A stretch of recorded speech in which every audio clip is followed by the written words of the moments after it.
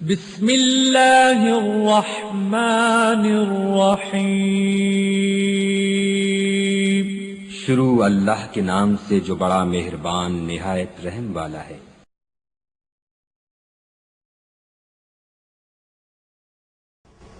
بنی الاسلام علی خمس، اسلام کے 5 ستون ہیں جس پر اسلام کی بلڈنگ استوار ہے، کھڑی ہے۔ شہادت لا الہ الا اللہ وان محمد رسول اللہ واقام الصلاۃ وایتاء الزکاۃ، پھر وہ نماز کی ادائیگی کرے، پھر زکوٰۃ ادا کرے، وحج البیت وصوم رمضان، اور پھر اللہ مال دے، اللہ پیسہ دے، طاقت دے، استطاعت دے، تو زندگی میں ایک مرتبہ اللہ عز و جل کے گھر کا حج کرنا، اور اللہ اگر رمضان کا مہینہ ہماری زندگی میں آئے تو اس رمضان کے مہینے میں روزے رکھنا۔ يا أيها الذين آمنوا كتب عليكم الصيام كما كتب على الذين من قبلكم لعلكم تتقون۔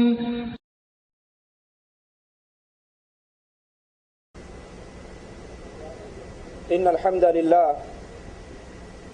نحمده ونستعينه ونستغفره ونعوذ بالله من شرور أنفسنا ومن سيئات أعمالنا، من يهده الله فلا مضل له ومن يضلل فلا هادي له، أشهد أن لا إله إلا الله وحده لا شريك له، وأشهد أن محمدا عبده ورسوله۔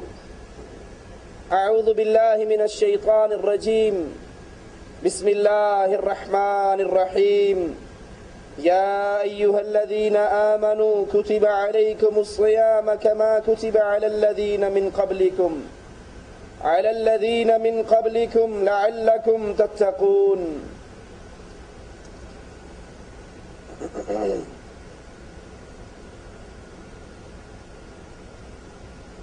عبادت کی نیت سے کھانا پینا چھوڑنا اور اپنی بیوی سے ہم بستری چھوڑنا، ثواب کی امید رکھتے ہوئے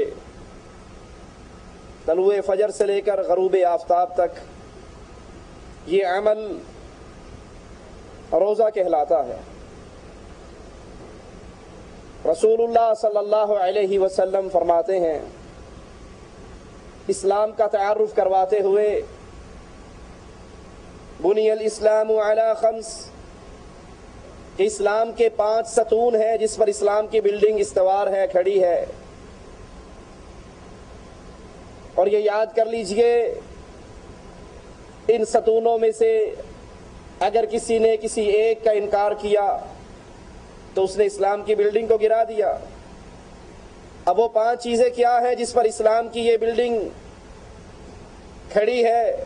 اللہ کے پیارے حبیب علیہ الصلاۃ والسلام فرماتے ہیں، شہادت اللہ الہ الا اللہ وان محمد رسول اللہ۔ سب سے پہلی چیز، اسلام کی بنیاد جس پر مسلمان جس کا اقرار کرنے کے بعد ایمان کے دائرے، اسلام کے دائرے میں داخل ہوتا ہے، وہ لا الہ الا اللہ کی گواہی کہ اللہ عز و جل کے علاوہ کوئی الہ نہیں، کوئی مشکل کشا نہیں، کوئی عبادت کے لائق نہیں، کوئی معبود برحق نہیں، اور محمد کریم صلی اللہ علیہ وسلم مالک عز و جل کے سچے رسول، اللہ کے بندے۔ یہ پہلی چیز ہے جو اس کو تسلیم کر لے۔ پھر اس کے بعد اللہ کے پیارے حبیب علیہ الصلاۃ والسلام فرماتے ہیں، وَإِقَامِ الصَّلَاةِ وَإِيتَاءِ الزَّكَاةِ، پھر وہ نماز کی ادائیگی کرے، پھر زکوٰۃ ادا کرے۔ جو توحید کو سمجھے، اسلام اس کو دوسری چیز کی دعوت دیتا ہے، اور وہ چیز نماز کا قیام۔ جیسے رسول اللہ صلی اللہ علیہ وسلم حضرت معاذ کو یمن کی طرف روانہ کرتے ہوئے دعوت کا اسلوب سکھاتے ہیں، اے معاذ، سب سے پہلے ان لوگوں کو جس چیز کی دعوت دینا وہ لا الہ الا اللہ کی دعوت۔ رسول اللہ صلی اللہ علیہ وسلم کی رسالت کو قبول کرنے کی دعوت. اگر یہ اس کو مان لیں پھر ان کو نماز کی دعوت دینا, اگر نماز کی دعوت کو مان لیں تو پھر ان کو زکوٰۃ کی دعوت دینا.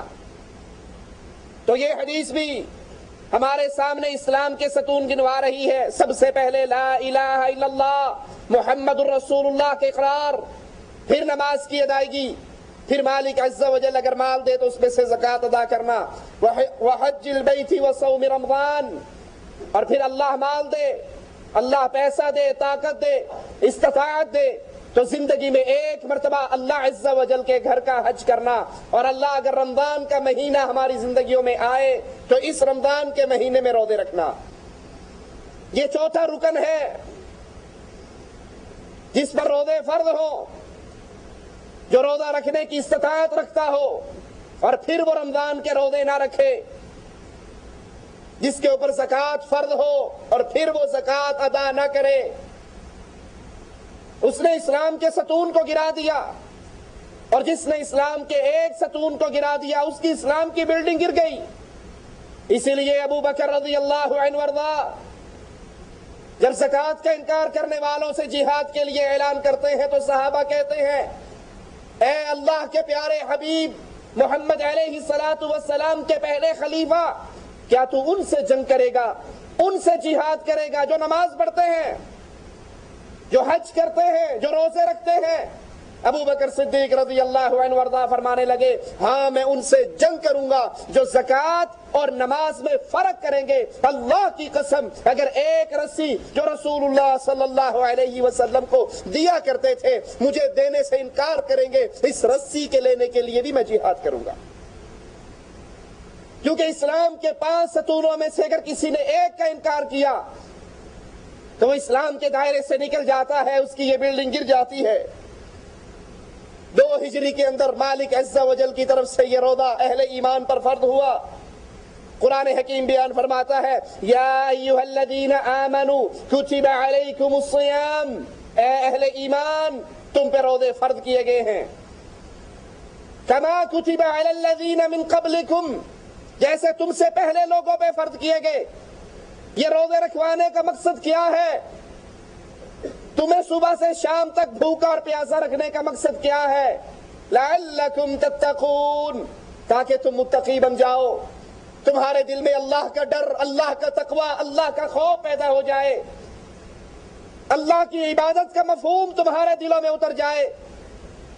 پانی حلال ہے, کھانا حلال ہے, پاک ہے, موجود ہے, کمرے کے اندر تنہا ہو, کوئی نہیں دیکھ رہا, لیکن رمضان کے دنوں کے اندر اس پانی کو اپنے پیٹ میں نہیں اتارتے, اس کھانے کو حلق سے نیچے نہیں اتارتے. کیوں؟ اللہ کے ڈر کی وجہ سے. یہ اللہ ٹریننگ کورس کروا رہا ہے, تربیت کر رہا ہے. یہ رمضان کا 1 مہینہ باقی مہینوں کے لیے ہمیں راستہ اور منہج دے رہا ہے کہ اگر تم اللہ کے حکم سے دن کے اندر حلال چیزوں سے باز آ جاتے ہو تو افطاری کرنے کے بعد اللہ نے جو چیزیں حرام کی ہیں اس سے بھی باز آ جاؤ. اس روزوں کا مقصد, اس عبادت کا مقصد لعلکم تتقون, تاکہ تمہارے دلوں میں اللہ کا ڈر پیدا ہو, اللہ کا خوف اور تقوی پیدا ہو کہ پانی ہے تو حلال, لیکن چونکہ میں روزے سے ہوں اللہ کی شریعت مجھے اجازت نہیں دیتی میں اس پانی کو پیوں, کھانے کو کھاؤں, بیوی کے قریب جاؤں. یہ سبق ہے, یہ آپ کی تربیت ہے.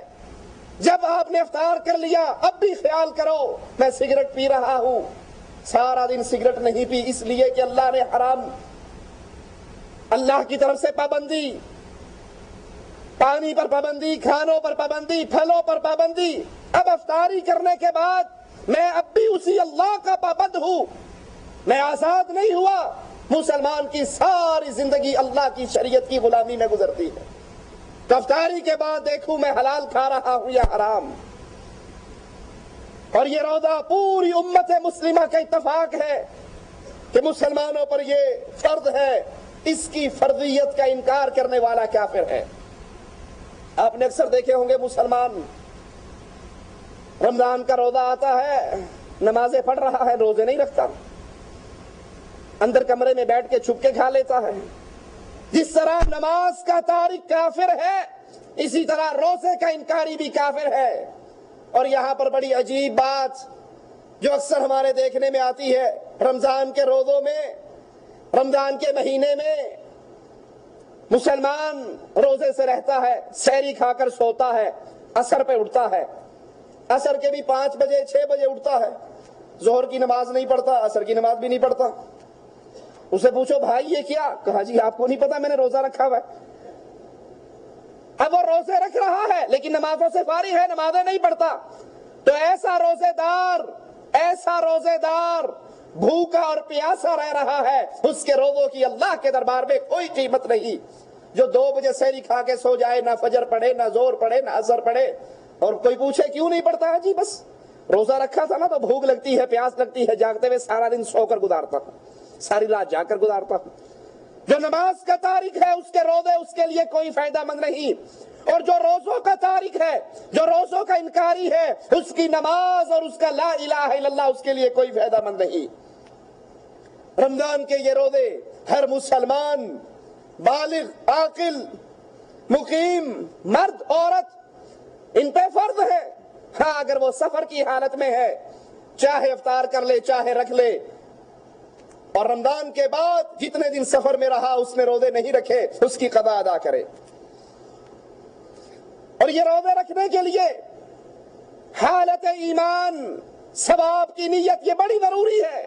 رسول اللہ صلی اللہ علیہ وسلم فرماتے ہیں، صحیح بخاری و مسلم کی روایت ہے، من صام رمضان ایمانا واحتسابا غفر له ما تقدم من ذنبی۔ یہ بڑی عظیم خوشخبری اہل ایمان کے لیے۔ یہ رمضان کا مہینہ جو ابھی قریب آنے والا ہے، ابھی سے اس کی تیاری کر لو۔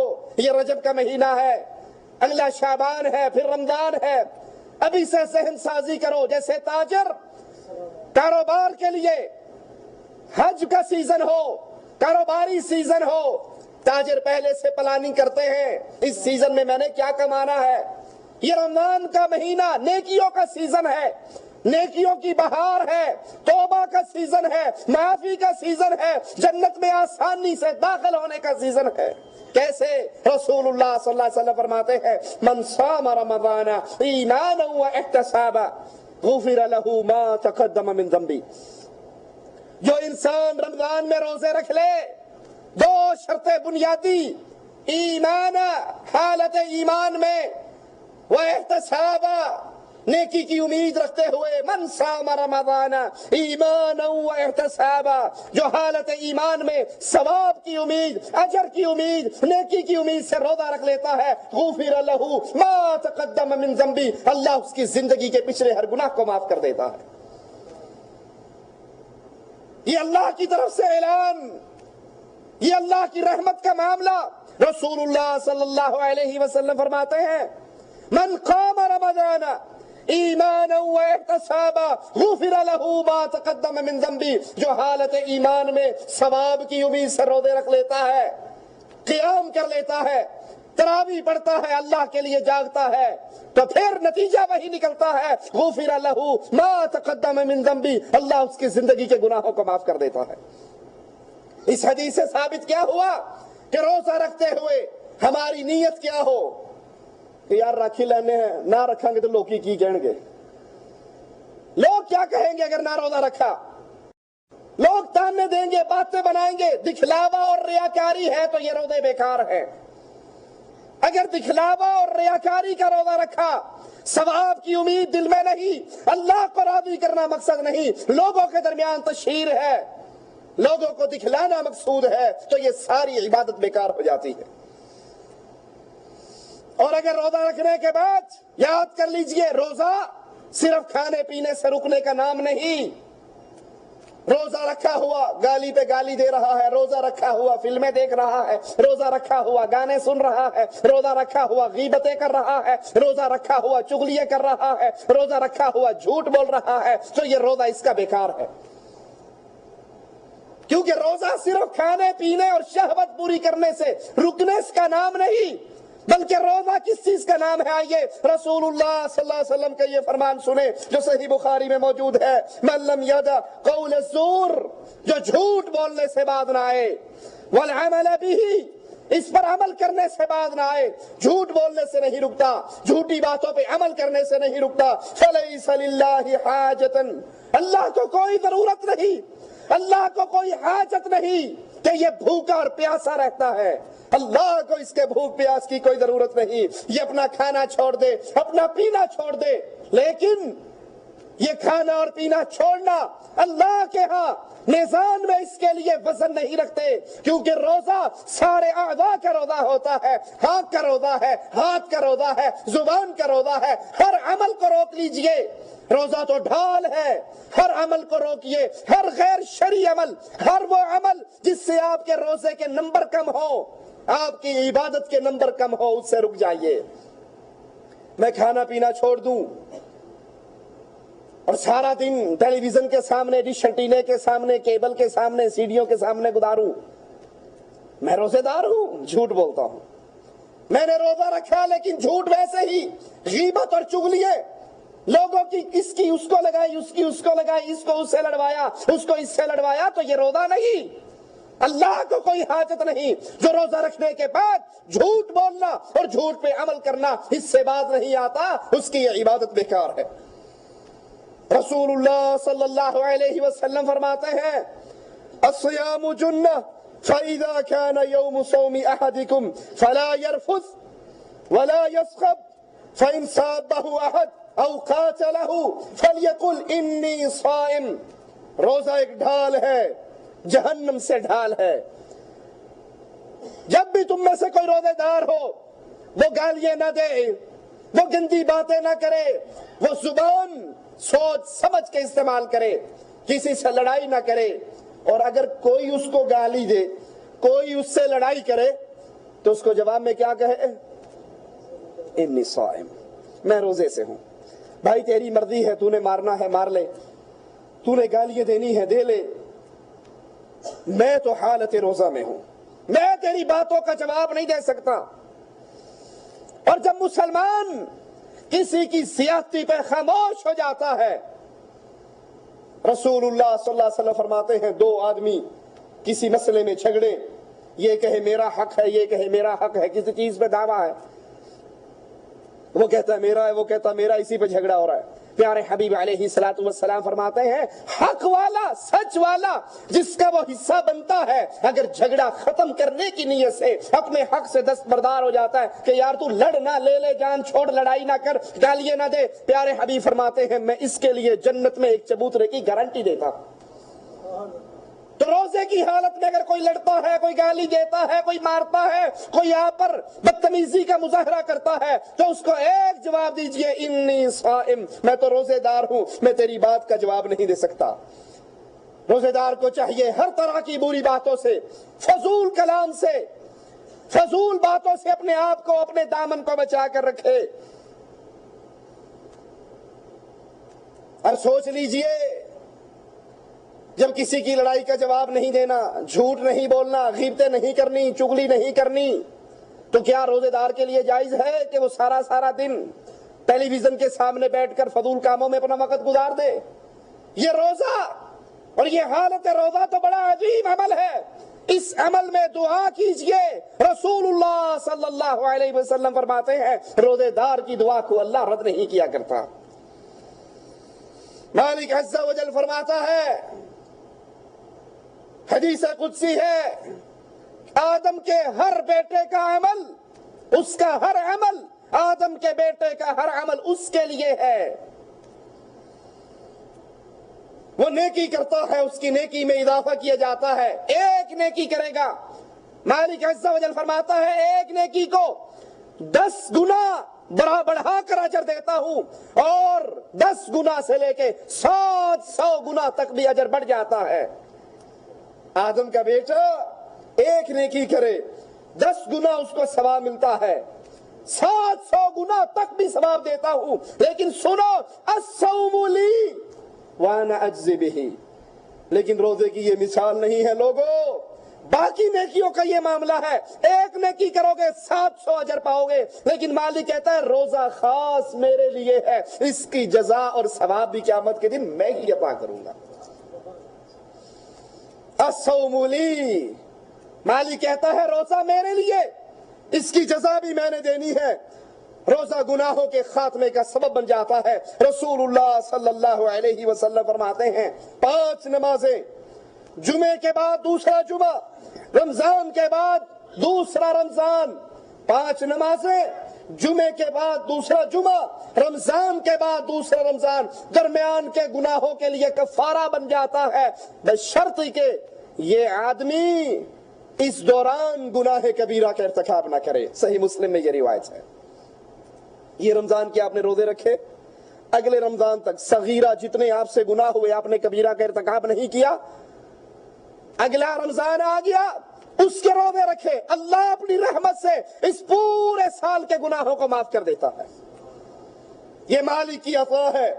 روزہ قیامت کے دن سفارش کرے گا۔ رسول اللہ صلی اللہ علیہ وسلم فرماتے ہیں الصیام والقرآن یشفعان للعبد، قیامت کا دن ہوگا، اللہ اکبر، یہاں تو کہنے والے بڑا کچھ کہہ جاتے ہیں، جہنم میں تو کیا میرا سایہ بھی نہ جائے گا، غوث پاک سے دیکھا نہ جائے گا، غوث کا دامن پکڑ کے مچل جائیں گے اور چپٹ جائیں گے اور پکڑ لیں گے، غوث چھڑا لیں گے، بابا چھڑا لے گا، مولا علی چھڑا لے گا، حشر کا میدان ہوگا، علی علی کا نعرہ ہوگا، ملنگوں کا قبضہ ہوگا۔ کہنے والے بڑا کچھ کہتے ہیں، لیکن سنیے قیامت کا منظر بڑا عجیب ہے۔ یہ پیر، یہ بابے، یہ مولوی، یہ ملا جو یہاں پر جیب بھرنے کے لیے اور پیٹ بھرنے کے لیے کہہ دیتے ہیں فکر نہ کرو ساڑھی 11ویں دن دے رہے آجے، اسی جانے تو رب جانے، آپ پہ نبڑنا گے۔ لیکن قیامت کا منظر کیا ہے؟ محمد کریم علیہ السلام مومنوں کی ماں عائشہ کی گود میں سر رکھے لیٹے ہوئے سوئے ہوئے، عائشہ کی آنکھوں سے آنسو گرتا ہے، آقا کے چہرے مبارک پر اٹھ جاتے ہیں، کہتے ہیں عائشہ کیوں رو رہی ہے؟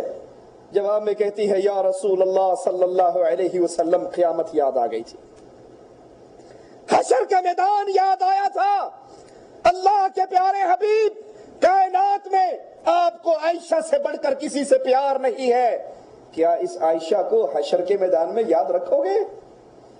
پیارے حبیب علیہ السلام نے فرمایا عائشہ 3 موقع آنے والے ہیں، 3 گھڑیاں ایسی ہیں کوئی کسی کو یاد نہیں رکھے گا، محمد عائشہ کو بھول جائیں گے صلی اللہ علیہ وسلم۔ یہ وہ منظر ہے قیامت کا۔ لیکن یاد کیجئے اللہ کے پیارے حبیب روزوں کے بارے میں کیا فرما رہے ہیں؟ قیامت کا دن ہوگا، یہ روزہ، یہ قرآن قیامت کے دن سفارشی بن کے اللہ کے دربار میں پیش ہوگا۔ روزہ کہے گا اللہ کمرے میں کھیلا ہوتا تھا، فریج میں پھل ہوتے تھے، کھانا موجود تھا، سب کچھ، لیکن اللہ میں اس کے اور اس کی تمناؤں کے درمیان میں رکاوٹ بنا رہا۔ اللہ اس نے میرا خیال رکھتے ہوئے کبھی تیری نافرمانی نہیں کی۔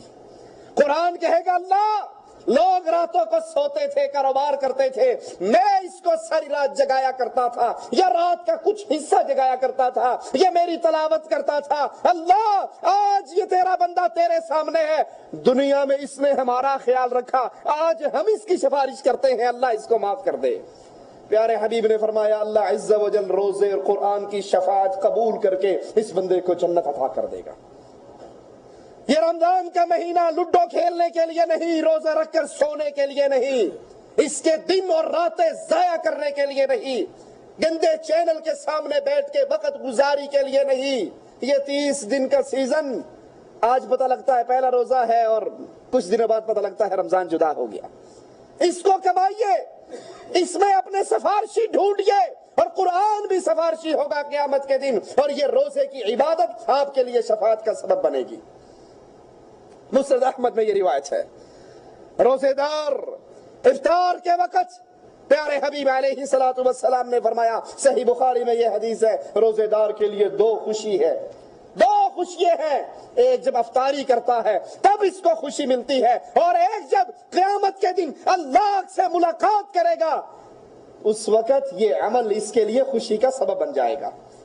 کیسے خوشی کا سبب بنے گا؟ मालिक अज़्ज़ा व जल ने जन्नत में एक दरवाजा बाबुर रियान रोजेदारों के लिए खास किया है, जहां से सिर्फ रोजेदार गुजरेंगे। और जब रोजेदार इस दरवाजे से जन्नत में दाखिल हो जाएंगे, ये दरवाजा बंद कर दिया जाएगा। ये रोजा बड़ी अजीम अमल है, ये बड़ी अजीम नेकी है। रसूलुल्लाह सल्लल्लाहु अलैहि वसल्लम हजरत हफ्सा से जब नाराज होते हैं, आसमान से जिब्राइल उतर आता है और कहता है, या रसूल अल्लाह सल्लल्लाहु अलैहि वसल्लम, हफ्सा से रजू कीजिए, ये दुनिया में भी आपकी बीवी है, ये जन्नत में भी आपकी बीवी है। अल्लाह को ये बंदी बड़ी पसंद है। क्यों?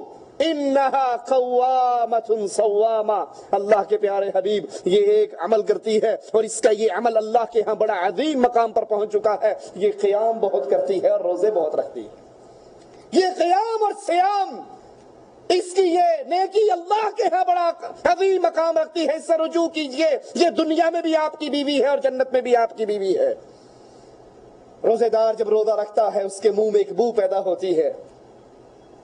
वो दुनिया वालों के लिए तो बू होगी, लेकिन याद कर लीजिए अल्लाह के यहाँ ये बू कस्तूरी की खुशबू से ज्यादा प्यारी है। सही बुखारी और मुस्लिम की ये रिवायत है। और जो एक दिन अल्लाह अज़्ज़ा व जल के लिए एक दिन रोजा रखता है, एक रोजा अल्लाह के लिए रखना, मालिक अज़्ज़ा व जल इसके चेहरे को 70 साल जहन्नम से दूर कर देते हैं। एक रोजा, और ये नफली रोजों का जिक्र है। एक रोजा रखने वाला इंसान जहन्नम से इसके चेहरे को 70 साल दूर कर दिया जाता है। और जो रमजान के रोजे रख ले और रमजान के रोजों के बाद फिर 6 रोजे शव्वाल के भी रख ले, रसूलुल्लाह सल्लल्लाहु अलैहि वसल्लम फरमाते हैं, जिसने रमजान के रोजे रखे 30 रोजे या 29 रोजे और फिर 6 रोजे शव्वाल के रख ले, कितने हो गए? 35 या 36। जो 36 रोजे रख लेता है, अल्लाह इसको पूरे साल के रोजों का अजर अता कर देता है। ये अल्लाह की रहमत है, ये अपने अहले ईमान बंदों पर अल्लाह की अता का एक मंजर है।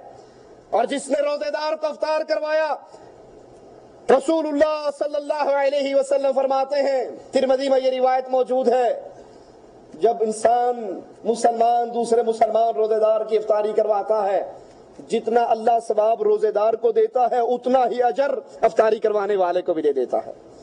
और रोजा रखने वाले के अजर में कोई कमी नहीं होती। जितना सवाब रोजेदार का, उतना ही सवाब मालिक अज़्ज़ा व जल इफ्तारी करवाने वाले को भी दे देता है। हर महीने के अंदर कोशिश कीजिए कम से कम 3 रोजे रखें। तलाश कीजिए, याद कीजिए, अपनी डायरियों में रूटीन बनाइए, आदत बनाइए। अरफा का दिन आए, जब हाजी अरफात में इकट्ठे हो, उस दिन को रोजा रखिए। आशूरा का रोजा रखिए और जुमेरात और सोमवार का रोजा रखिए। रसूलुल्लाह सल्लल्लाहु अलैहि वसल्लम फरमाते हैं, इस दिन अमाल अल्लाह के दरबार में बुलंद होते हैं। और मेरा जी चाहता है जब मेरे अमाल अल्लाह के दरबार में बुलंद हो तो उसमें लिखा हुआ हो, तेरा बंदा आज रोजे से था। अल्लाह के प्यारे हबीब अलैहि सलातु वस्सलाम ने फरमाया, हर महीने में 3 दिन के रोजे, रमजान के रोजे अगले रमजान तक इसके लिए कफारा बन जाते हैं। और ये हमेशा का रोजा है। जो 3 दिन रोजे रखे, रमजान के रोजे रखे, ये ऐसे है जैसे हमेशा का रोजेदार है। और जो अरफा का रोजा रख लेता है, रसूलुल्लाह सल्लल्लाहु अलैहि वसल्लम फरमाते हैं, मुझे उम्मीद है इसके अल्लाह 2 साल के गुनाहों को माफ कर देता है। और जो आशूरा का रोजा रखते हैं, और याद कर लीजिए, आशूरा के रोजे का ताल्लुक शहादत हुसैन से नहीं है, करबला के किस्से से नहीं है, बल्कि यह रोजा इस्लाम से पहले भी मारूफ था। अल्लाह के प्यारे हबीब मदीने में आए अलैहि सलातु वस्सलाम, यहूदियों को देखा रोजा रख रहे। कहा ये कैसा रोजा है?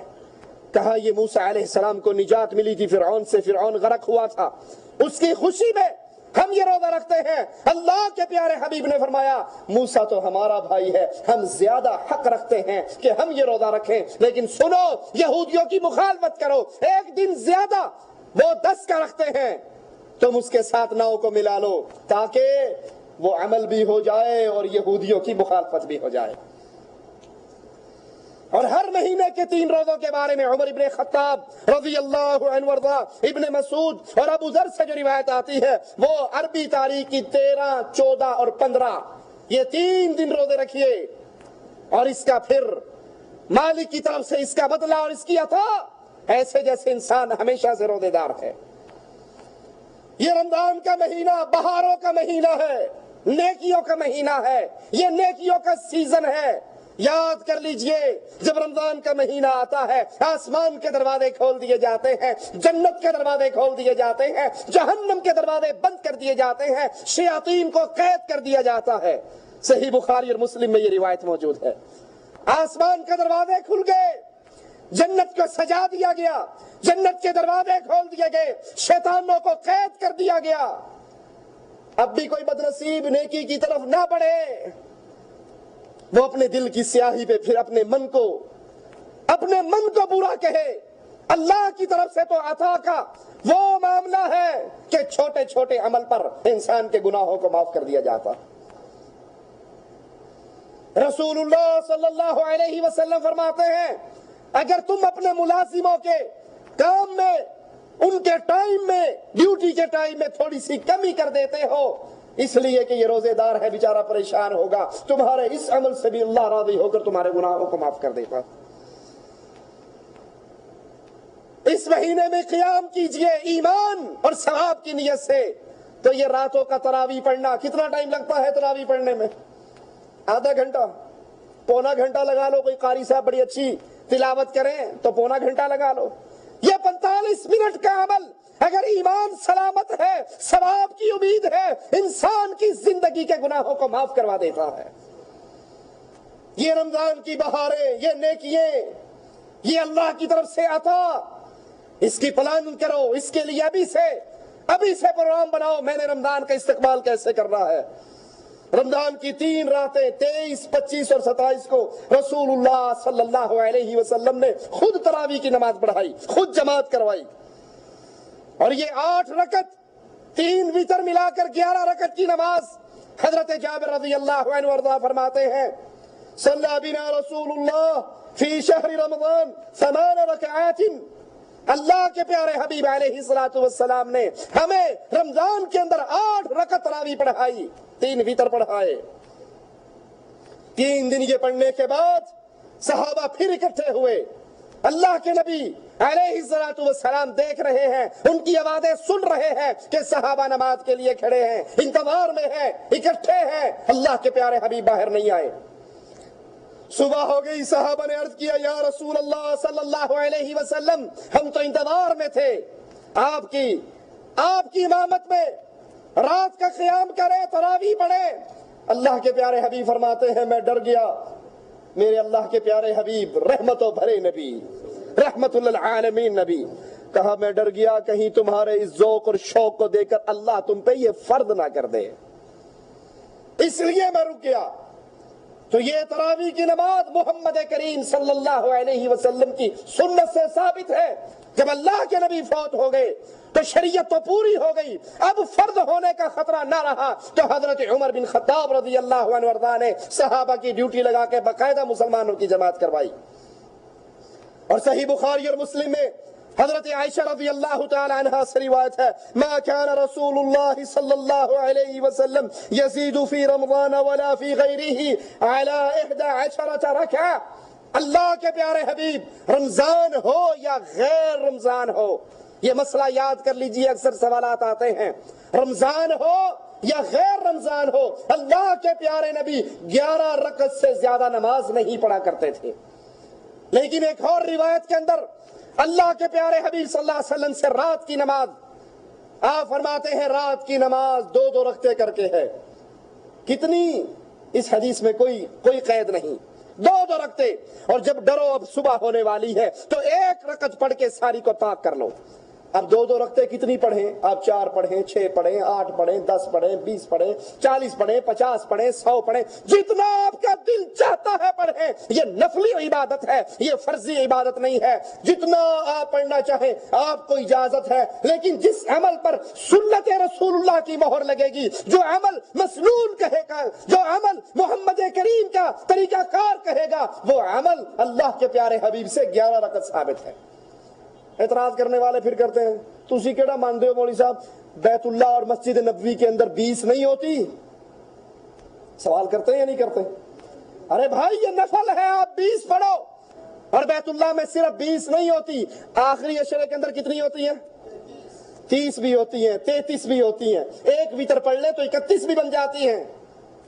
اس میں آزادی ہے، جتنا چاہے پڑھو، لیکن جو عمل سنت محمد کریم کہلائے گا وہ عمل کیا ہے؟ 11 رکعت۔ اچھا میٹھا میٹھا ہپ ہپ کوڑا کوڑا تھو تھو، مکہ شریف اور مدینہ شریف کی 20 رکعت بڑی بڑے موٹے موٹے شیشوں والی اینک سے دیکھ کے نظر آتی ہے، 20 رکھتے مکہ میں اور مدینہ میں، اور ہاتھ سینے پہ شیخ عبد الرحمن سدیس کے بندے پہ کسی کو نظر؟ شیخ سعود شریم کی زور سے آمین نظر، سورت فاتحہ کی تلاوت نظر، بغیر 1.5 فٹ کی نیت کے اللہ اکبر سے نماز کا آغاز وہ نظر، نیت کرتا ہوں نماز کی، نماز چاہ پیچھے امام کے منہ میں رکھانا چاہیے، دوبارہ واسطے اوپر چھت نیچے فرش، ادھر کوئی نہیں ادھر بھی کوئی نہیں، آگے امام اللہ اکبر، یہ 1.5 گز کی جو نیت ہے یہ کبھی سنی ہے شیخ سدیس نے کی ہو، شیخ شریم نے کی ہو؟ کبھی انہوں نے ہاتھ کہاں باندھے ہو؟ ہاتھ ان کے سینے پہ، فاتحہ کی تلاوت کر رہے، آمین آمین کہتے ہیں تو پورا بیت اللہ اور مسجد رسول گونج اٹھتی ہے۔ یہ آمین نظر نہیں آتا، یہ فاتحہ نظر نہیں آتی، یہ بغیر نیت کے ڈائریکٹ اللہ اکبر سے نماز کا آغاز نظر نہیں آتا۔ وہی ملنگ والی بات ہے، ملنگ سے کہا نماز سے پڑھ لیا کر، انہوں نے کہا چبڑا قرآن چاہیا لا تقربوا الصلاۃ، نماز کے نیڑے بھی نہ جانا، نماز کے قریب بھی نہ جانا۔ اس نے کہا آگے تو پڑھو وانتم سکارا، جب نشے میں ہو کو اننے کی مان لیں دے اگے پھر دیکھیں گے۔ آپ کو یہ 20 رکعت ٹھیک ہے، ہمیں منظور ہے، آپ انڈیا پاکستان میں 20 رکعت نماز پڑھاؤ ویسے جیسے شیخ سدیس اور شیخ شریم پڑھاتے ہیں، میں آپ کے پیچھے اگر پڑھنے کے لیے تیار ہوں۔ میٹھا میٹھا ہپ ہپ کوڑا کوڑا یہ تو کوئی بات نہیں، عمل اجازت ہے، 20 پڑھو، 30 پڑھو، 40 پڑھو، لیکن سنت کیا ہے؟ 11 رکعت۔ اور پھر مزے کی بات ہے، ٹائم تو وہی ہوتا نا تراویح پڑھنے کا، ہمارے انڈیا پاکستان میں تو وہی زیادہ سے زیادہ مولوی صاحب آدھا گھنٹہ پونا گھنٹہ لے لیتے ہیں۔ اب دیکھو ایک بندے نے 1 گھنٹے میں 8 پڑھنی ہے، اور ایک بندے نے 1 گھنٹے میں کتنی پڑھنی ہے؟ 20 پڑھنی ہے۔ اب جس نے 1 گھنٹے میں 8 پڑھنی ہے اس کی آواز کیسے ہوگی؟ الحمدللہ رب العالمین، سکون سے پڑھے گا نا، آرام سے پڑھے گا۔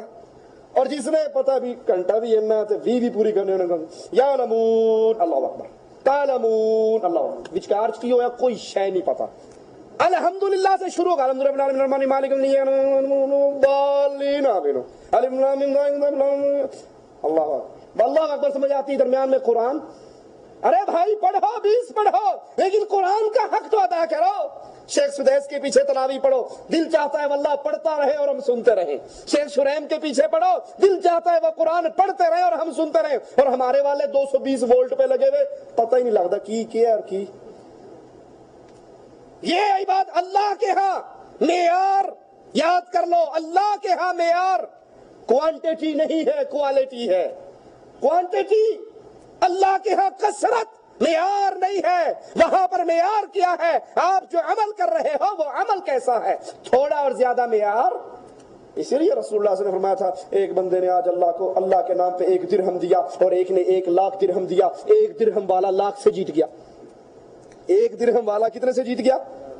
لاکھ سے جی۔ صحابہ نے کہا یا رسول اللہ صلی اللہ علیہ وسلم، ایک نے 1 درہم دیا، ایک نے لاکھ دیا، اللہ نے اجر و ثواب 1 درہم والے کو لاکھ والے سے بھی زیادہ دیا، کیوں؟ فرمایا جس نے 1 دیا تھا اس کے پاس کل 2 درہم تھے، اور جس نے لاکھ دیا تھا وہ کروڑوں کا مالک تھا۔ اللہ کے ہاں کوالٹی دیکھی جاتی ہے، عمل صالح ہے یا نہیں، عمل سنت کے مطابق ہے یا نہیں۔ آپ ٹھکا ٹھک کوے کی ٹھونگوں کی طرح 20 چھوڑ کے 100 رکھتے بھی پڑھ لو تو جب کھڑے ہو گئے یہ نماز آپ کو بد دعا دے گی، اللہ تجھے ہلاک کرے جیسے تو نے مجھے ہلاک کیا۔ اسی طرح عمر ابن خطاب رضی اللہ عنہ وارضاہ نے رمضان میں ابی بن کعب اور حضرت تمیم داری کو باجماعت 11 رکعت نماز ادا کروانے کا حکم دیا۔ موطا امام مالک کے اندر یہ روایت موجود ہے۔ اس مہینے کے اندر شب قدر، وہ عظیم رات جس کے بارے میں رسول اللہ صلی اللہ علیہ وسلم فرماتے ہیں من قام لیلۃ القدر، جو شب قدر کو قیام کر لے ایمان و احتسابا، حالت ایمان ثواب کی امید سے، اللہ اس کی زندگی کے سارے گناہوں کو معاف کر دیتا ہے۔ اور مالک عز و جل اس رات کے بارے میں فرماتا ہے لیلۃ القدر خیر من الف شہر، ایک رات شب قدر، یہ رمضان کے آخری عشرے کی طاق راتوں میں ایک رات، اس ایک رات کی عبادت 1 ماہ کی عبادت سے زیادہ بہتر ہے، 1000 مہینے کی عبادت سے، 1000 مہینے اس کی عبادت سے بہتر ہے ایک رات کی عبادت، اور 1000 مہینے تقریباً 83 سال کا عرصہ بنتا ہے۔ اس رات کو تلاش کیجئے۔ عائشہ پوچھتی ہے یا رسول اللہ صلی اللہ علیہ وسلم میں اس رات کو پالوں تو کیا دعا کروں؟ آپ نے فرمایا دعا کرو اللہم انک عفو تحب العفو فاعف عنی، اللہ تو معاف کرنے والا ہے، تو معافی کو پسند کرتا ہے، اللہ تو مجھے بھی معاف کر دے۔ کیا مطلب ہوتا ہے مجھے بھی معاف کرنے کا؟ کیا مطلب ہے؟ کتنے معاف کر دے میرے گناہوں میں سے؟ 50% یا سارے گناہ معاف کر دے؟ کوئی گناہ نہ چھوڑے؟ تو جب اللہ کے نبی فرماتے ہیں واعف اللحا، ان داڑھیوں کو بھی معاف کر دو، پھر کہاں سے وہ کچی رکھنے کی اجازت مل جاتی ہے؟ پھر کہاں سے وہ خشخشی داڑھی رکھنے کی اجازت مل جاتی ہے؟ پھر کہاں سے بلیڈ پھیرنے کی اجازت مل جاتی ہے؟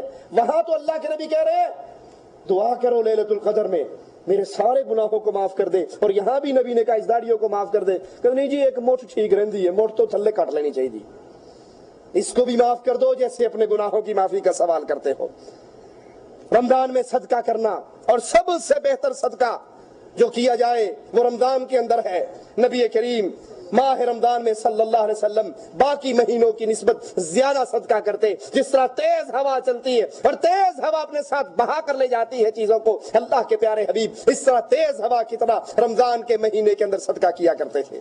اور رمضان میں عمرہ کیجئے، رسول اللہ صلی اللہ علیہ وسلم نے فرمایا رمضان میں عمرہ ایسے ہے جیسے وہ عمرہ کرنے والا محمد کریم کے ساتھ حج کر رہا ہے۔ رمضان میں عمرہ اس کو اتنا اجر و ثواب ملتا ہے جیسے اس نے پیارے حبیب علیہ الصلوۃ والسلام کے ساتھ عمرہ کیا، حج کیا۔ اور یہ رمضان کا مہینہ قرآن کا مہینہ ہے۔ مالک فرماتا ہے شہر رمضان الذی انزل فیہ القرآن، یہ وہ مہینہ ہے جس میں لوح محفوظ سے قرآن آسمان دنیا پہ نازل ہوا۔ اس مہینے میں زیادہ وقت قرآن کی تلاوت میں گزاریے۔ اللہ کے پیارے حبیب ہر رمضان میں قرآن کا دور کرتے جبرائیل علیہ الصلوۃ والسلام سے، اور جس سال آپ فوت ہوئے اس سال آپ نے 2 مرتبہ قرآن کا دور کیا۔ افطاری کے وقت دعا کیجئے، کیونکہ افطاری کے وقت دعا مالک عز و جل قبول فرماتا ہے، اور صرف دعا ہی قبول نہیں فرماتا، اس وقت انسان کی گردنوں کو جہنم کے کڑوں سے آزاد کر دیتا۔ نظر دوڑائیے اپنے دائیں بائیں، کتنے ہیں وہ جنہوں نے پچھلا رمضان پایا اور اس رمضان کے آنے سے پہلے وہ ہمارے درمیان موجود؟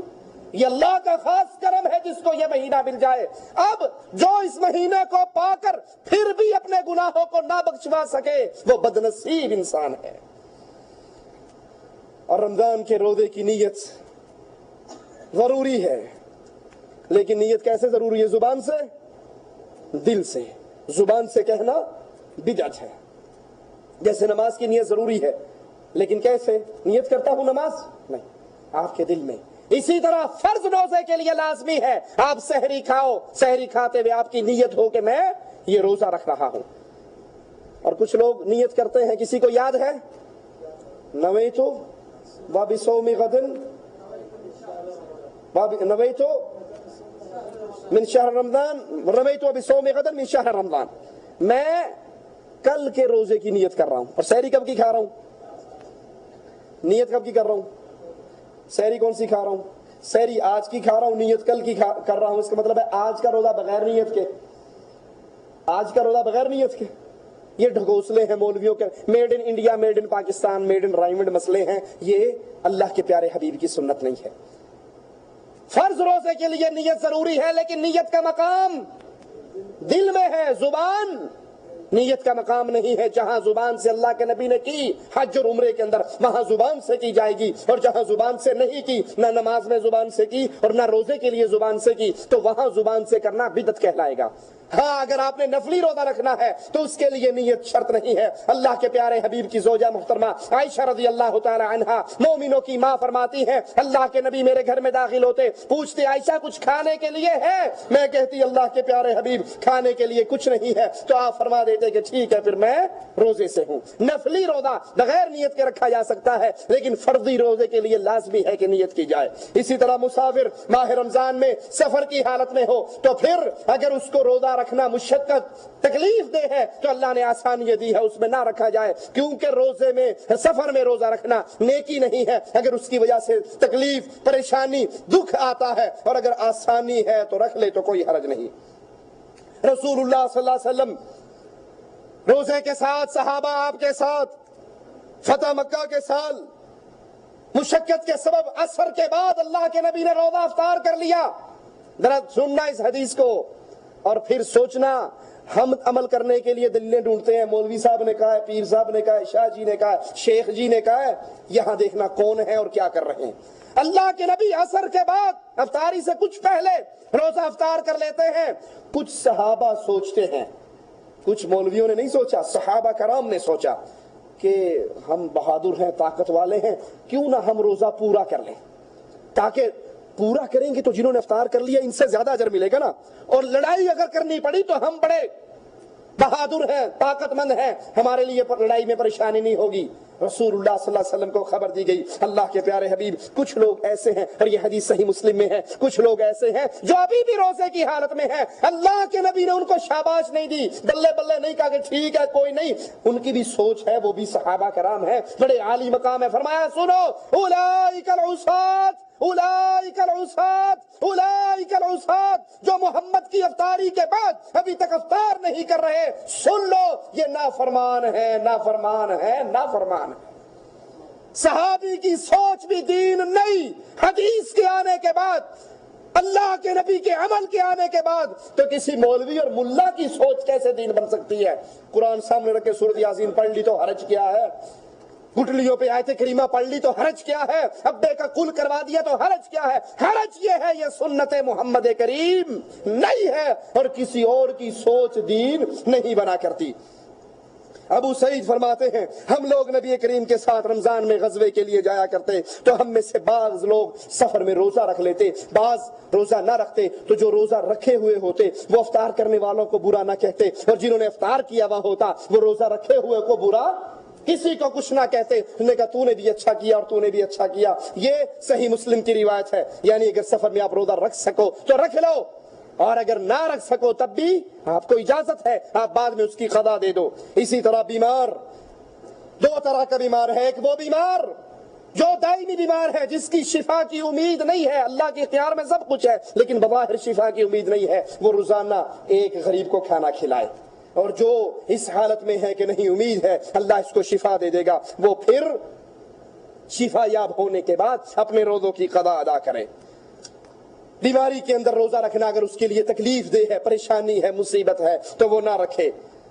اسی طرح کوئی بوڑھا ہے اور بیمار ہے اور وہ روزہ نہیں رکھ سکتا، اس کو اپنی جان کا خطرہ ہے اس روزے کی وجہ سے، تو وہ نہ رکھے بلکہ اپنے بدلے میں کسی مسکین کو کھانا کھلائے۔ اگر بوڑھا باشعور ہے اور کبھی کبھی اس کا شعور ختم ہو جاتا ہے تو جب وہ باشعور ہوگا وہ روزہ رکھے گا، نہیں رکھ سکتا تو ایک مسکین کو کھانا کھلایا جائے گا۔ اور اگر وہ بے شعور ہے، کبھی ہوش اس کی کبھی عقل ٹھکانے میں ہے، کبھی ٹھکانے نہیں ہے، تو جب ٹھکانے نہیں ہوگی اس وقت اس سے قلم اٹھا لی جاتی ہے، وہ مجنون کے زمرے کے اندر داخل ہوگا، اس کے لیے روزہ نہیں ہے۔ اسی طرح عورتوں پر، ہر بالغہ عورت پر روزہ ہے، ہاں اگر اس کو حیض یا نفاس کا خون شروع ہو جاتا ہے تو پھر اس کا روزہ نہیں ہے، وہ ان دنوں کو گن لے، اور جب اس کے رمضان کا مہینہ گزر جائے تو اپنے چھوڑے ہوئے روزوں کی قضا ادا کرے۔ حمل والی عورت دودھ پلانے والی عورت اگر اس کے لیے پریشانی ہو، مشکل ہو حمل میں اور دودھ پلاتے ہوئے، تو وہ بھی چھوڑ سکتی ہے اور بعد میں اس کی قضا دے گی۔ کچھ کام ایسے ہیں جن کے کرنے سے روزہ ٹوٹ جاتا ہے، قصدن کھانے پینے سے، منہ اور ناک کے ذریعے کوئی بھی غذا یا طاقت والی چیز ناک میں ڈالی جائے یا منہ میں ڈالی جائے، قصدن کھایا پیا جائے تو اس سے روزہ ٹوٹ جاتا ہے۔ رات میں بیوی کے ساتھ ہم بستری مباشرت کرنے کی اجازت ہے، لیکن اگر کوئی دن کے اندر یہ عمل کرتا ہے تو اس کا روزہ ٹوٹ جاتا ہے۔ اس پہ قضا دینا بھی ضروری ہے اور کفارہ بھی ضروری ہے۔ کفارہ کیا ہے؟ ایک صحابی آئے تھے نا کہ اللہ کے نبی ہلاک ہو گیا، کیا ہوا؟ میں حالت روزہ میں دن کے وقت بیوی سے بستری کر بیٹھا، آپ نے کہا جاؤ 60 روزے رکھو۔ کہندا 30 تو صبر نہیں ہوا، 60 کتنے رکھاں گا؟ 30 نہیں پورا کر سکا، 60 کہاں رکھوں گا؟ کہا اچھا ایک غلام آزاد کروا دو۔ کہا اللہ کے نبی غریب آدمی ہوں، کہاں سے آزاد کرواؤں؟ کہا اچھا پھر 60 مسکینوں کو کھانا کھلاؤ۔ اللہ کے نبی مجھ سے بڑا مسکین اور کون ہے، میں کس کو کھانا اور کہاں سے کھلاؤں؟ آپ نے کہا بیٹھ جو، اللہ کو آسانی کرے گا۔ ایک صحابی آئے کھجوروں کے ٹوکرے لے کے، اللہ کے نبی اللہ نام کا ہے بانٹو۔ آپ نے کہا وہ کہاں گیا جو اپنی بیوی پر واقع ہوا؟ کہا حاضر ہوں یا رسول اللہ۔ کہا یہ کھجوروں کا ٹوکرا لے لو اور جا کر فقیروں میں، مدینے کے غریبوں میں بانٹ دو، تمہارا کفارہ ادا ہو جائے گا۔ کھجور کا ٹوکرا اٹھا کے سر پہ رکھا، رکھنے کے بعد کہنے لگا اللہ کے نبی ان 2 پہاڑوں کے درمیان مجھ سے بڑا غریب کوئی بھی نہیں ہے۔ فرمایا جاؤ اپنے بیوی بچوں کو کھلا دو، تمہاری طرف سے یہ صدقہ بھی ہو جائے گا اور کفارہ بھی ادا ہو جائے گا۔ فرمان جائیں اللہ کی رحمتوں پر۔ رسول اللہ صلی اللہ علیہ وسلم کتنی محبت کرنے والے، کتنا پیار کرنے والے، اور اللہ اپنے مواحد بندوں کے لیے کس طرح آسان یہ کرنے والا۔ بیوی سے ہم بوسو کنار ہو اور پھر منی نکل جائے یا انسان ہاتھ سے منی نکال دے، اس سے بھی روزہ ٹوٹ جاتا ہے۔ پچھنا لگوانے سے روزہ ٹوٹ جاتا ہے، یا کسی اور طریقے سے اتنی ہی مقدار میں خون نکالا جائے تو اس سے بھی روزہ ٹوٹ جاتا ہے۔ البتہ نکسیر پھوٹنے سے یا ہاتھ اور پیر میں زخم لگ جانے سے، خون نکلنے سے روزہ نہیں ٹوٹتا۔ اسی طرح کسی بیماری کے ٹیسٹ کے لیے اگر سرنج بھر کے خون نکالا جائے تو شیخ ابن باز رحمۃ اللہ علیہ کا فتویٰ ہے کہ اس سے روزہ نہیں ٹوٹتا۔ قصدن قے کرنے سے، ارادہ تن قے کرنے سے روزہ ٹوٹ جاتا ہے، جس کی قضا ضروری ہے، اور اگر اپنے آپ قے آ گئی تو انشاءاللہ اس سے روزہ نہیں ٹوٹتا۔ ناک میں دوائی ڈالی جائے جس کی کڑواہٹ، جس کا اثر، جس کا ذائقہ حلق میں پہنچے اور حلق میں محسوس ہو تو اس سے بھی اس کا قضا دینا ضروری ہے، اس سے بھی روزہ ٹوٹ جاتا ہے۔ بحالت روزہ سگریٹ نوشی کرنے سے بھی روزہ ٹوٹ جاتا ہے، پان کھانے سے بھی ٹوٹ جاتا ہے۔ کچھ تو مولویوں کے فتوے ہیں کہ روزہ رکھو، سحری کر لو، پھر پان منہ میں رکھو، بڑے پیارے پیارے زیور، بہشتی زیور اور یہ زیور اور وہ زیور، مولوی صاحب لکھتے ہیں اس میں منہ میں پان رکھو، بس پیک کو اندر نہ جانے دو، تمباکو کو اندر نہ جانے دو، تھوک بار پھینکتے رہو، چل جائے گا، کام ہو جائے گا۔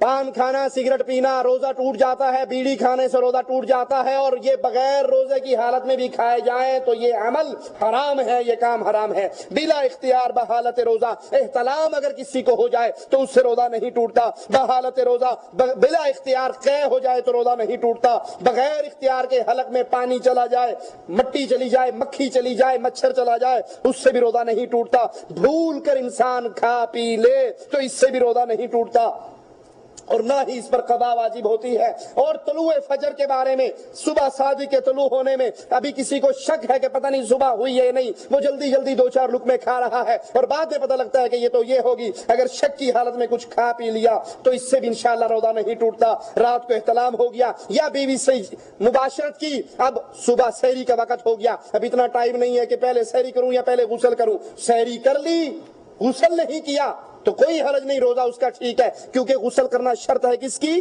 نماز کی، سحری کھانے کی شرط نہیں ہے۔ مسواک کی طرح پیسٹ کرنے سے بھی روزہ نہیں ٹوٹتا، ہاں یہ خیال کرنا چاہیے کہ پیسٹ حلق میں اور پیٹ میں نہیں جائے۔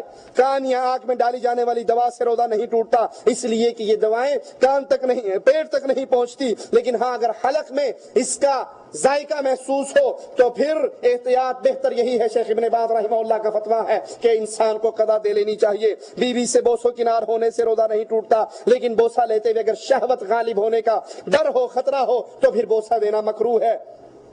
یہ تمام وہ اعمال ہیں جو رمضان کے اندر ایک اہل ایمان پر واجب ہیں۔ آئیے اب تھوڑی سی بات کر کے اپنی بات کو ختم کرتے ہیں کہ اللہ کے پیارے حبیب صلی اللہ علیہ وسلم کی 3 حدیثیں ہماری نظروں سے گزری، ہم نے سنی اور پڑھی، اور وہ کیا ہے؟ من صام رمضان ایمانا واحتسابا غفر له ما تقدم من ذنبه۔ جو انسان رمضان کے روزے رکھتا ہے، حالت ایمان اور ثواب کی امید سے اللہ اس کے گناہوں کو معاف کر دیتا ہے۔ من قام رمضان، جو رمضان میں قیام کرتا ہے، نیکی کی امید ہے اور ثواب کی امید ہے اور اللہ کے لیے حالت ایمان میں یہ عمل کرتا ہے، اس کے گناہ بھی معاف ہو جاتے ہیں۔ اور تیسری حدیث، جو لیلۃ القدر میں قیام کرتا ہے، شرطیں وہی دو ہیں، ایمان برابر ہو، ایمان پورا ہو اور ثواب کی امید ہو، اللہ اس کے گناہوں کو بھی معاف کر دیتا ہے۔ روزہ ہو یا کوئی اور عمل ہو، اس کی قبولیت کی دو شرطیں ہیں۔ پہلی شرط، وہ روزہ کیسے ہو، وہ عمل کیسے ہو، وہ عمل محمد کریم صلی اللہ علیہ وسلم کی اتباع میں ہو،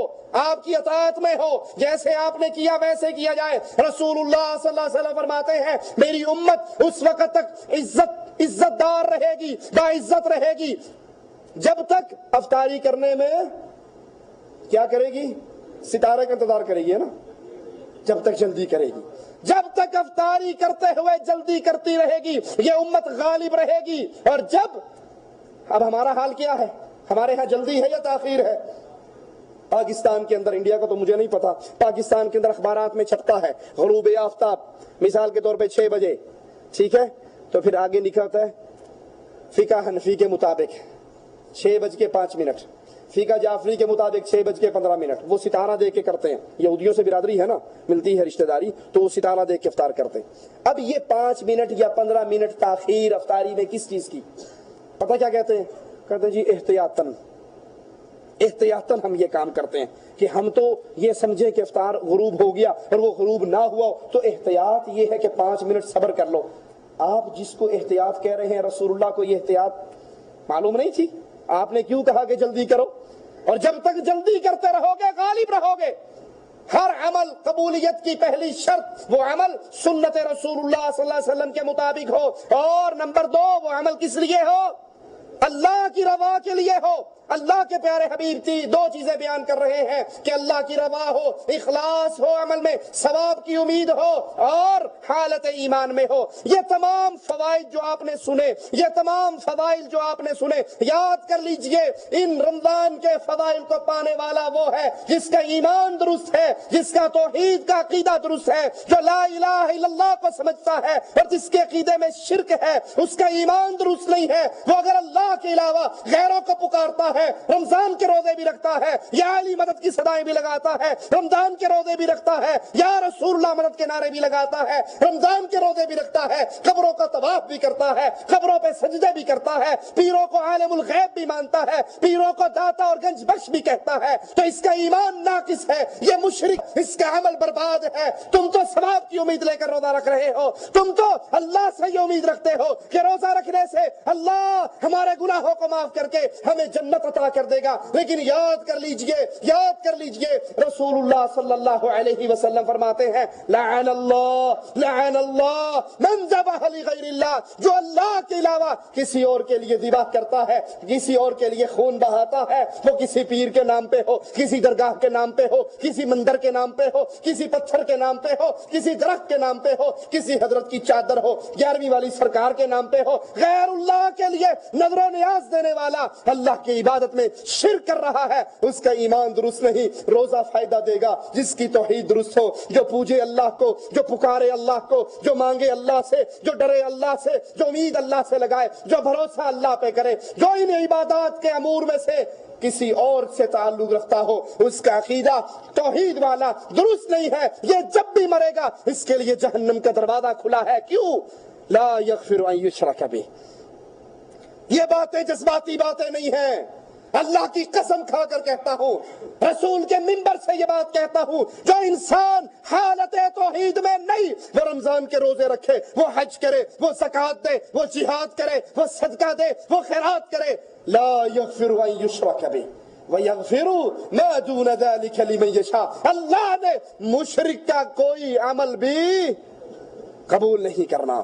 اس کے جس انسان نے اللہ کے ساتھ شرک کیا ہو، سارے گناہ معاف ہو سکتے ہیں، شرک کا گناہ معاف۔ انہو من یشرک باللہ فقد حرم اللہ علیہ الجنہ۔ جو شرک کرتا ہے، یا علی مدد کہنا شرک ہے، یا رسول اللہ مدد کہنا شرک ہے، یا بہاول حق بیڑا دھک شرک ہے، غیر اللہ کو پکارنا شرک ہے، غیر اللہ سے مانگنا شرک ہے، غیر اللہ سے اولاد کا سوال ہو، خواجہ نہ دے گا تو اور کون دے گا؟ اس سے رزق کا سوال ہو، اس سے مال کا سوال ہو، اس سے شفا کا سوال ہو، غیر اللہ کو پکارنا، غیر اللہ سے مانگنا، غیر اللہ پہ امیدیں لگانا، غیر اللہ کے نام کی نظر و نیاز دینا، ان کے نام کی ذبح اور قربانی کرنا، یہ شرک کے عمل ہے۔ جو یہ عمل کرتا ہے اس کا روزہ اس کے لیے کوئی فائدہ مند ثابت نہیں ہو سکتا۔ اپنے ایمان کو درست کیجئے۔ رمضان آ رہا ہے، رمضان کی بہاریں، رمضان کی نیکییں، رمضان کی فضائیں فائدہ کس کو دیں گی؟ جو توحید میں سیدھا ہوگا، جس کے عقیدے سیدھے ہوں گے، جو دین کتاب اللہ اور سنت رسول اللہ کو سمجھے گا۔ توحید اللہ کا یہ دیا ہوا عقیدہ توحید، عقیدہ وحدانیت قرآن کی آیات کے ذریعے اس نے سمجھا ہوگا، شرک سے اس کا دامن پاک ہوگا، کیونکہ مالک کہتا ہے یا ابن آدم، اے آدم کے بیٹے، لو بلغ ذنوبک عنان السماء، تیرے گناہ زمین و آسمان کے غیب میں بھر جائیں، آسمان سے ٹکرا جائیں، تو پھر میرے پاس آئے، میری تیری ملاقات ہو، ایک شرط کے ساتھ، ایک شرط کے ساتھ، لا تشرک باللہ شیئا، تو نے اللہ کے علاوہ کسی اور کو داتا، گنج بخش، غوث اعظم، فریاد رس، بچے دینے والا، اولاد دینے والا، رزق دینے والا، حکومتیں دینے والا، بری کرنے والا نہ پکارا اور سمجھا ہو، شرک نہ کیا ہو، میں تیرے سارے گناہوں کو نیکیوں میں بدل کے تجھے دے دوں گا، ولا ابالی، مجھے پرواہ بھی نہیں ہوگی۔